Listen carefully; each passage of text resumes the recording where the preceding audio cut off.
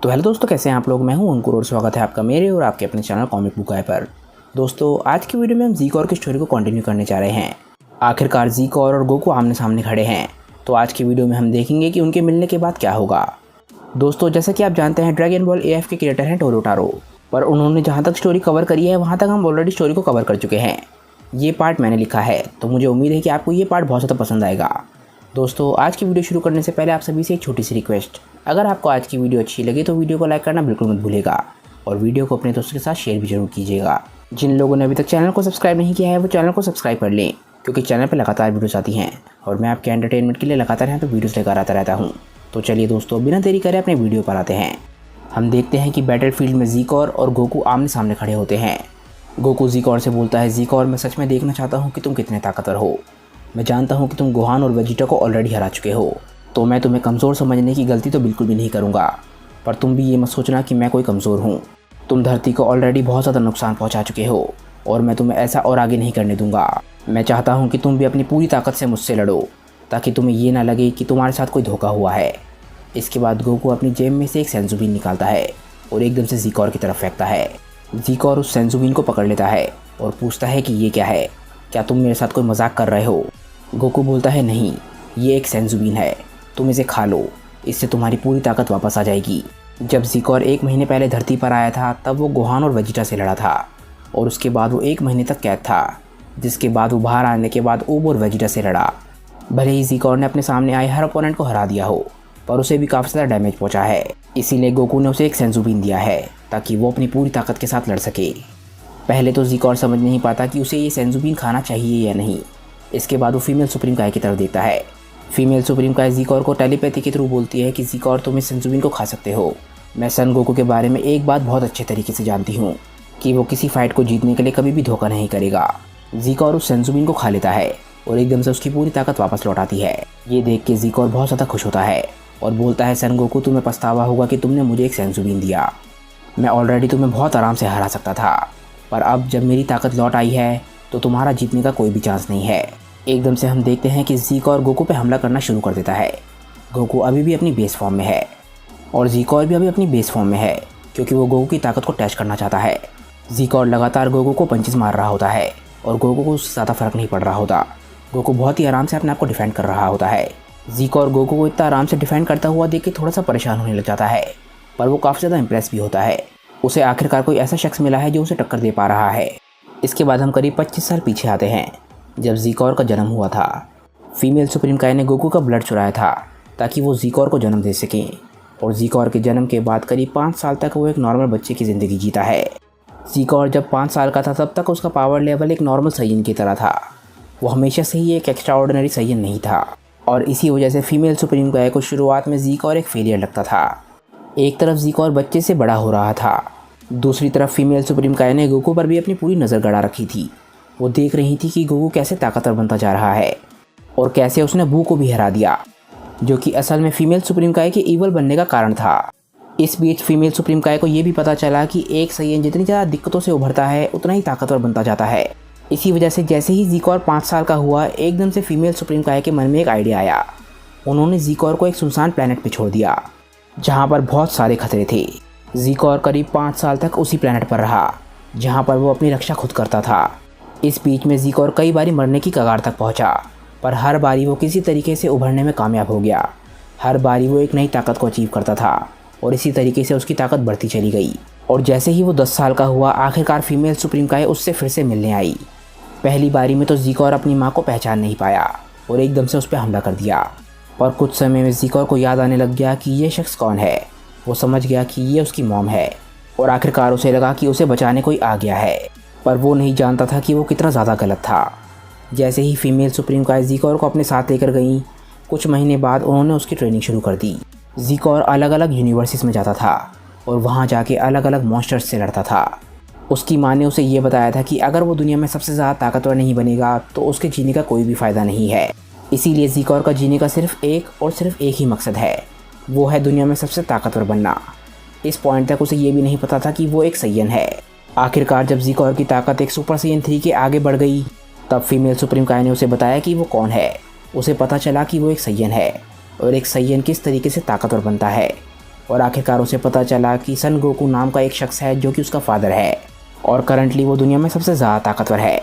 ज़ीकोर already करीब 16 या 17 साल का हो चुका होता है और अभी तक उसे अच्छाई या बुराई में फ़र्क नहीं पता होता। उसे सिर्फ ताकत के बारे में पता होता है। उसे सिर्फ यही पता होता है कि अगर वो ताकतवर है तो वो सर्वाइव कर सकता है। और अब उसके सामने एक मकसद है, वो दुनिया में सबसे ताकतवर सैयन बनना चाहता है। ज़ीकोर इस पॉइंट तक सुपर सैयन 3 की ताकत से आगे बढ़ चुका होता है और अब फीमेल सुप्रीम काय फैसला करती हैं कि उसे सैयन्स का सामना करना चाहिए। इसीलिए फीमेल सुप्रीम काय उसे एक ऐसे यूनिवर्स में लेके जाती हैं जहाँ पर एक प्लेनेट है जो सैयन्स से भरा हुआ है। आखिरकार ज़ीकोर यूनिवर्स 6 में पहुँचता है और वो लोग प्लेनेट सडाला पे जाते हैं। वहाँ पर जाकर वो देखता है कि एक सैयन असल में कैसा होता है। फीमेल सुप्रीम काय प्लेनेट सडाला के बारे में तो जानती थी, पर उसे ये नहीं पता था कि इस यूनिवर्स के सैयन और यूनिवर्स 7 के सैयन ये पूरी तरीके से अलग थे। और यूनिवर्स 6 के सैयन्स का पोटेंशियल भले ही ज़्यादा था, पर वो कभी भी सुपर सैयन के बैरियर को नहीं तोड़ पाए क्योंकि उनके यूनिवर्स में शांति थी। जैसे ही ज़ीकोर प्लेनेट सडाला पे पहुंचता है, वहाँ पर वो तबाही मचाना शुरू कर देता है। वो उस प्लेनेट पर जाके दुनिया के सबसे ताकतवर सैयन यानी कि सन गोकू से लड़ना चाहता था, पर उसकी माँ ने उसे ये नहीं बताया था कि सन गोकू उसे यहाँ पर नहीं मिलेगा। इसीलिए ज़ीकोर हर जगह तबाही मचाना शुरू कर देता है। उसे एक ताकतवर अपोनेंट चाहिए ताकि वो खुद को साबित कर सके। वहाँ पर काफ़ी सारे सैयन उससे लड़ने आते हैं ताकि वो लोग अपने प्लेनेट को बचा सके, पर कोई भी सैयन ज़ीकोर का सामना करने लायक नहीं होता। वहाँ पर कुछ सैयन होते हैं जो थोड़ा बहुत ज़ीकोर को दिक्कत देते हैं और सुपर सैयन में बदलने में कामयाब भी हो जाते हैं। कुछ तो सुपर सैयन 2 के लेवल तक भी पहुँचते हैं, पर ज़ीकोर के सामने सब बेकार है क्योंकि ज़ीकोर ऑलरेडी सुपर सैयन 4 के लेवल तक पहुँचने वाला था। हालांकि ज़ीकोर इन ट्रांसफॉर्मेशंस को अपनी ताकत बढ़ने की तरह सोचता था, ना कि किसी फॉर्म की तरह। करीब 1 साल तक ज़ीकोर प्लेनेट सडाला पे तबाही मचाता रहता है और वहाँ पर कोई भी सैयन उसे हराने में कामयाब नहीं होता। सैयन्स दूसरे प्लेनेट से भी हेल्प मांगते हैं, पर कोई भी सैयन्स की हेल्प नहीं करना चाहता क्योंकि कोई भी नहीं चाहता कि ज़ीकोर उनके प्लेनेट पर आए और तबाही मचाए। धीरे धीरे करके सडाला के प्लेनेट के सैयन्स की ताकत लगातार बढ़ती जाती है और उनमें से कई लोग सुपर सैयन 3 के लेवल तक पहुँचने में भी कामयाब होते हैं। पर उस पॉइंट तक आते आते ज़ीकोर और ज़्यादा ताकतवर हो चुका होता है, इसलिए वो ज़ीकोर को हराने में कामयाब नहीं होते। इसके बाद प्लेनेट सडाला के सैयन्स के साथ कुछ ऐसा होता है जो उन्होंने सोचा भी नहीं था। ज़ीकोर उन्हें शांति के 5 साल देता है और बोलता है कि इस समय में कोई भी सैयन इस प्लेनेट को छोड़ के नहीं जा सकता। ज़ीकोर सैयन्स के साथ अपनी आखिरी फाइट में बोलता है कि अगले 5 साल तक मैं कुछ भी नहीं करूँगा।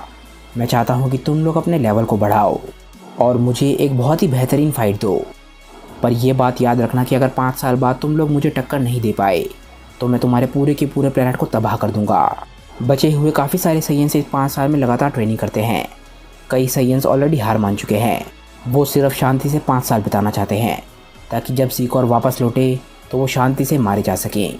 पर सडाला डिफेंस फोर्स के काफ़ी सारे सैयन्स ऐसे हैं जो कभी भी हार नहीं मानना चाहते। वो लगातार ट्रेनिंग करते हैं और अपनी ताकत की हाइट्स तक पहुंचते हैं।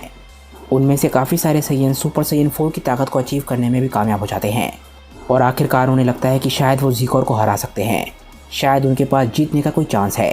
पर ज़ीकोर भी इन 5 साल में अलग अलग यूनिवर्स में घूम रहा था और लगातार अपनी ताकत को बढ़ा रहा था और इसी तरीके से धीरे धीरे करके 5 साल निकल जाते हैं।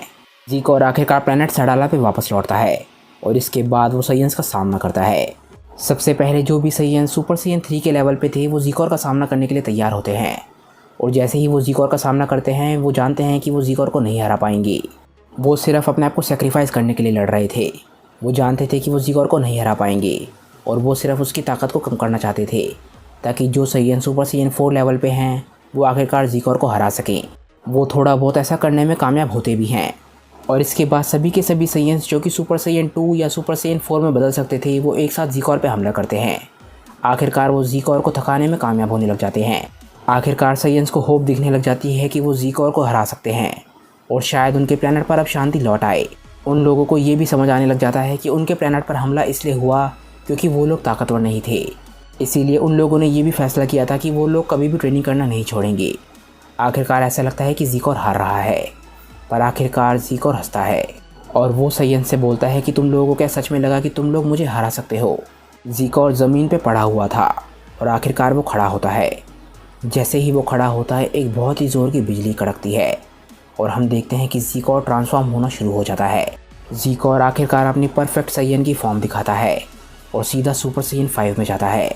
जैसे ही वो सुपर सैयन 5 में ट्रांसफॉर्म होता है वो एक ही झटके में सारे के सारे सुपर सैयन 2 को ख़त्म कर देता है। बचे हुए सभी साइयन्स समझ जाते हैं कि उनके पास जीतने की अब कोई भी होप नहीं है। ज़ीकोर उन सभी के साथ सिर्फ खेल रहा है। इसके बाद सभी के सभी सुपर साइयन 4 अपना आखिरी कोशिश करते हैं और मिलकर ज़ीकोर पे अपना आखिरी अटैक करते हैं, पर उनके अटैक्स का कोई भी फ़ायदा नहीं होता।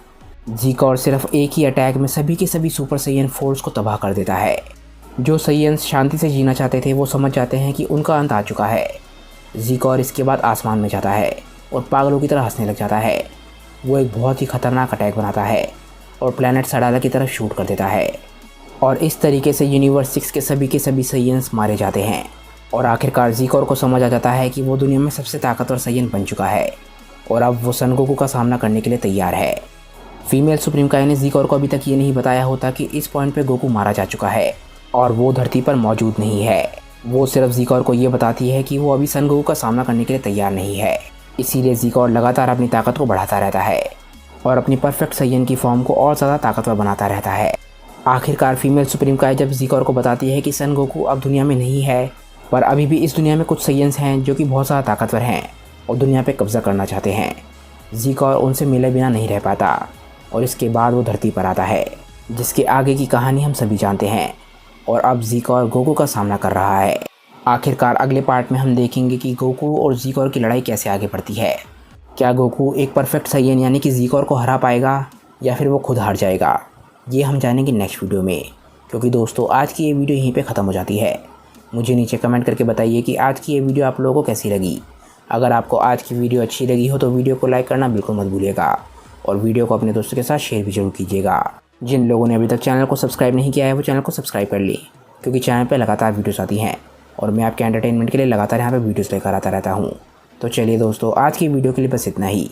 मैं मिलता हूँ आप लोगों को अपनी नेक्स्ट वीडियो के साथ। तब तक के लिए बाय दोस्तों और थैंक्स फॉर वॉचिंग।